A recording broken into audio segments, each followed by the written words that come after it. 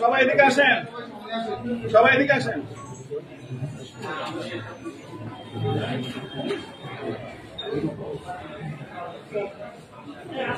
সবাই আসেন প্লিজ।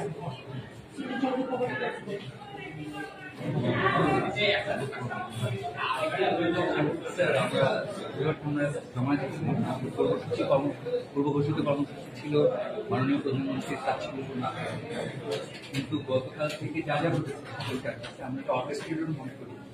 তবে অভিযুক্ত না করে বলতে পারি যে ক্যাম্পাসের আমরা বিবেচনা করেছি আলাপে এত সতর্কতা সত্ত্বেও আসলে এই পরিমাণ ক্ষয়ক্ষতি সামলাতে ব্যর্থ। তো এই ব্যর্থতার বেদনা আপনাকে জানানো ছাড়াও এই মুহূর্তে চারদিকে সমাবেশ চলছে, যাদেরকে আপনারা কি নামে রাখবে জানেন, শিক্ষকরা বিশ মাইলে বহিরাগতরা লেগুনায় অপেক্ষারত।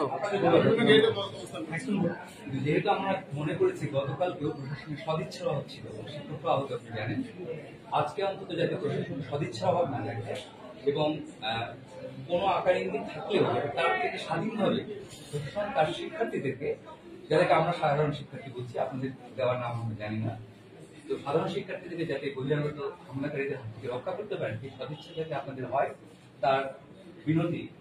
গতকালকে কেন রক্ষা করতে পারেন নাই সেই প্রশ্ন এখন ওনাদের জবাব আপনাদের জবাব দিয়ে ধরে নিয়ে আমরা প্রশ্ন করি নাই, কিন্তু আজকে অন্তত আপনারা এটা আর আনদেখা করবেন না, ওভারলুক করবেন না, এবং আমরা কিছু জানি না ভঙ্গিতে না গিয়ে সাধারণ শিক্ষার্থীদের জানমাল এই বিনতি নিয়ে আমরা বিশ্ববিদ্যালয়ের ছাত্র সবার নিরাপত্তা আহত হয়েছে তাদের সবার সিন্ডিকেটে কি সিদ্ধান্তটা হলো এটা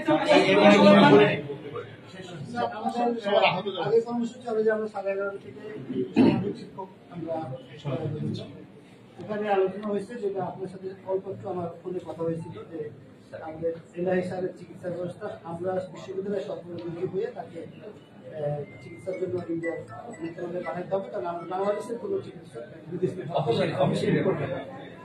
এটা আমরা করতে হবে। প্লাস আমাদের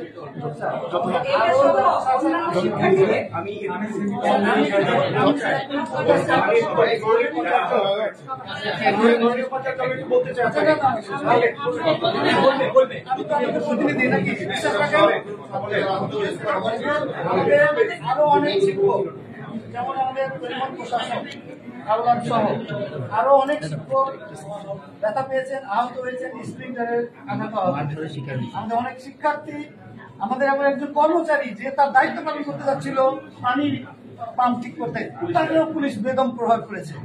এই প্রত্যেকটা বিশ্ববিদ্যালয়ের পরিবারে যারা যারা আহত হয়েছে সবার চিকিৎসার দায়ভার বিশ্ববিদ্যালয়কে নিতে হবে, এটা আমাদের।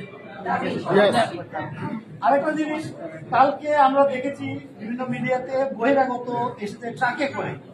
আমার স্যার যেটা বললেন, আমাদের আর্নেস্ট রিকোয়েস্ট, আমি জোরহাট করছি আর যেন কোনো একজন বহিরাগত না ঢুকে।